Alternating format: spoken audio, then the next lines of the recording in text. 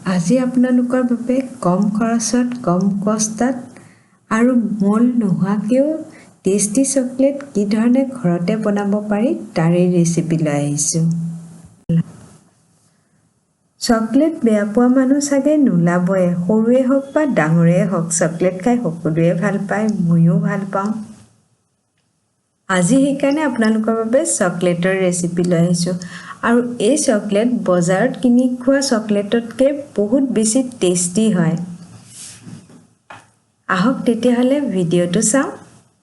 আৰু মোৰ ভিডিঅ'বোৰ চাই যদি আপোনালোকৰ ভাল লাগে তেনেহ'লে লাইক, শ্বেয়াৰ আৰু কমেণ্টত জনাবলৈ নাপাহৰিব। আৰু এতিয়ালৈ যদি চেনেলত ছাবস্ক্ৰাইব কৰে তেনেহ'লে প্লিজ ছাবস্ক্ৰাইব কৰি দিব। ইয়াতে এলমণ্ড আধা কাপ লৈছোঁ আৰু শুকান কেৰাহীত 2-3 মিনিট ল' ফ্লেমত কণ্টিনিউৱাছ লাৰি পিনে ভাজি লৈছোঁ আৰু তাৰপিছত এইখিনি নমাই থৈ দিছোঁ। 2-3 মিনিটে ভাজিব, তাতকৈ বেছি নাভাজিব। আৰু তাৰপিছত ইয়াতে 2 চামুচ, ডাঙৰ চামুচে 2 চামুচ চেনি দিছোঁ আৰু 1 চামুচ পানী দিছোঁ। আৰু এইখিনি হাই ফ্লেমত আমি লাৰি আছোঁ যাতে এইখিনি গলি যায়। যেতিয়াই চেনি আৰু পানী ভালদৰে মিলি যাব, এয়া দেখিছে একেবাৰে মিলি গৈছে, ইয়াতে 1 চিকুট নিমখ দি দিছোঁ আৰু এইখিনি মিক্স কৰি উঠিয়ে এতিয়া যিখিনি বাদাম আমি ভাজি থৈছিলোঁ সেইখিনি দি দিছোঁ আৰু এতিয়া গেছৰ ফ্লেম ল'ত ৰাখিব আৰু কণ্টিনিউৱাছ লাৰি থাকিব যেতিয়ালৈ চেনিখিনি শুকাই বাদামত লাগি নাযায়। আৰু অলপ পিছত আপুনি এনেকৈ লাৰি থাকিব, এৰি থৈ নাযাব। আৰু অলপ পিছতে এয়া দেখিছে আমাৰ ধুনীয়াকৈ শুকাই গৈছে, কিন্তু এই গোটেইখিনি আমি ল' ফ্লেমতহে কৰিব লাগিব। এতিয়া এইখিনি নমাই থৈ দিছোঁ, কেৰাহীতে থৈ নিদিব, লগে লগে বেলেগ এটা বাচনত নমাই থৈ দিব। আৰু এতিয়া এইখিনি অলপ দেৰি ঠাণ্ডা হ'বৰ কাৰণে থৈ দিব। আৰু এইখিনি ৰৈ যোৱা চেনি চাহ বনালে ব্যৱহাৰ কৰিব। বাদামখিনি ভালদৰে ঠাণ্ডা হ'বৰ কাৰণে থৈ দিছোঁ।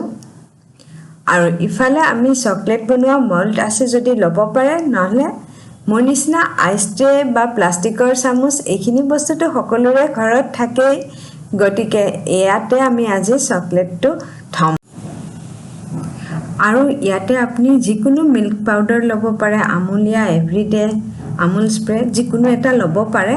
আৰু লগতে চেনি গুড়া কৰি লৈছোঁ, প্ৰায় আধা কাপ চেনি মই মিক্সিত গুড়া কৰি লৈ লৈছোঁ। মিক্সিৰ জাৰটোত অলপ আগে চেনি গুড়া কৰিছোঁ, সেইকাৰণে এনেকুৱা বগা বগা দেখিছে। ইয়াতে এতিয়া চুগাৰ পাউডাৰ ডাঙৰ চামুচে 1 চামুচ দিছোঁ আৰু মিল্ক পাউডাৰ ডাঙৰ চামুচেৰে 3 চামুচ দি দিছোঁ। আৰু এতিয়া ঘৰতে বনোৱা কোকোনাট অইল ডাঙৰ চামুচে 2 চামুচ দিছোঁ, পিছত আৰু 2 চামুচ লাগিব। একেলগে নিদিওঁ কাৰণ মিক্সিত চলালে চেনিটো গলি যায়, তেতিয়া অলপ পনীয়া হৈ যায়। সেইকাৰণে মিক্সিটো চলোৱাৰ পিছতহে গলিলেহে আমি গম পাম কিমান দিব লাগে। কিন্তু ইয়াতে মোক ডাঙৰ চামুচে 4 চামুচৰ দৰকাৰ হৈছে। আৰু 1/4 টিস্পুন ভেনিলা ইছেঞ্চ দি দিব, তেতিয়া ধুনীয়া হয়, স্মেলটো ভাল হয় সেইকাৰণে। আৰু এতিয়া এইখিনিত মিক্সিত অলপ দেৰি মাৰি ল'ব লাগিব। মিক্সিটো আমি অলপ দেৰি চলাম, 4-5 ছেকেণ্ড, তাৰপিছত চামুচেৰে ভিডিঅ'ত দেখুওৱাৰ ধৰণে অলপ এৰাই ল'ব, তাৰপিছত আৰু অলপ মাৰি ল'ব। এনেকৈ অলপ মৰাৰ পিছত মই ইয়াতে আৰু 2 চামুচ কোকোনাট অইল দি দিছিলোঁ। ক্লিপিংটো নাহিলে কাৰণে দেখুৱাব নোৱাৰিলোঁ, তাৰ বাবে বেয়া নাপাব। আৰু টোটেল ইয়াতে 4 চামুচ কোকোনাট অইল দি দিছোঁ। আৰু এইখিনি অলপ দেৰি মিক্সিত মৰাৰ পিছত এয়া দেখিছে একেবাৰে পনীয়া হৈ গৈছে। আমি 3-4 ছেকেণ্ড চলাব লাগে মিক্সিটো, তাৰপিছত আৰু ৰখাব। এই ধৰণে আপোনালোকে কৰি থাকিব, 4-5 বাৰমান কৰিব লাগিব। এতিয়া চকলেট বনোৱাৰ কাৰণে যি আমি ঘৰুৱা যোগাৰ কৰিছিলোঁ তাতে এতিয়া চামুচত দি দিছোঁ অলপ অলপকৈ, আৰু আইচ ট্ৰেখনতো কেইটামান দি দিলোঁ। আৰু এইখিনি অলপ দেৰি আমি ফ্ৰিজত থ'ব লাগিব, 2 ঘণ্টামান। আৰু য'ত বৰফ হয় তাতে ফ্ৰিজত নথব যেটো চেম্বাৰত আমি এনে বস্তু থওঁ ফ্ৰিজত হিতুতে থব আইস চেম্বাৰত চকলেট ট্ৰেক এখন নথব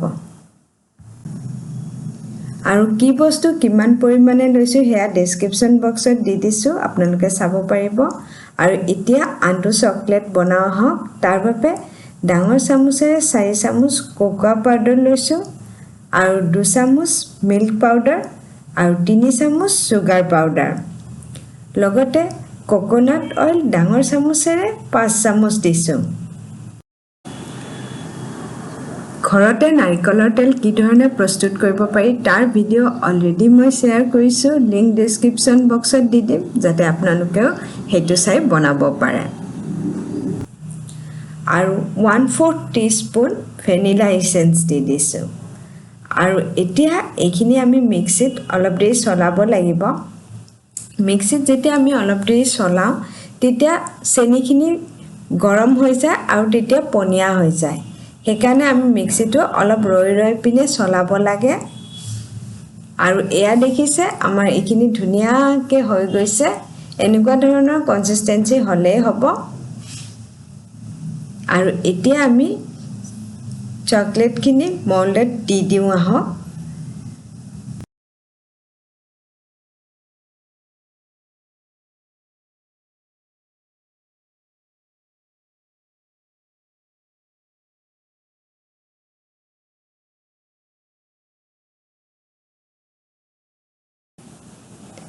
আৰু আমাৰ যিখিনি বাদাম চেনিৰ লগত ভাজি লৈছিলো সেইখিনিও ভালকে ঠাণ্ডা হৈ গৈছে একেবাৰে ঠাণ্ডা হলেহে আমি চকলেটৰ কোটিংটো তাতে দিব লাগিব আগে দিলে গৰমত দিলে হেতু ভালদৰে লাগি নাযাব আৰু এতিয়া এই দেখিছে এতিয়া চকলেটখিনি অলপ অলপকে দি পিনে 1.5-2 চামুচ দি লৈছো প্ৰথমতে মিক্স কৰি লব যেতিয়ালৈ সেইখিনি শুকাই না যায় তাৰ পিছত আকৌ 1.5-2 চামুচ দি দিব এনেকে মই 5 বাৰ দি দিছো আৰু আমাৰ এইটো চকলেট বাদাম চকলেট ৰেডি হৈ গৈছে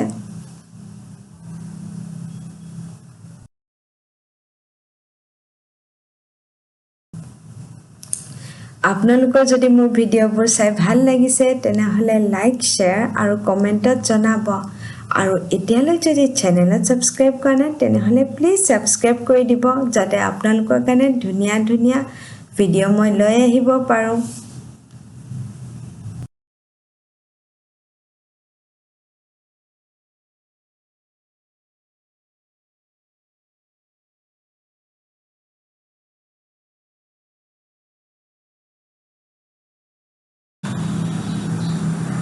আৰু 3 ঘণ্টামান ফ্ৰিজত থোৱাৰ পিছত এইখিনি উলিয়াই লৈ আহিছো দেখিছে আমাৰ মিল্ক চকলেটটো কি ধুনিয়া হৈছে আৰু বাকি কেটা চকলেটটো আপোনাক দেখুৱাই দিছো আৰু এই চকলেটৰ ট্ৰেখন সেট হ'ব কাৰণে কিন্তু ফ্ৰিজতে থব ফ্ৰিজাৰত নথব Thank you so much for watching the video. Bye bye.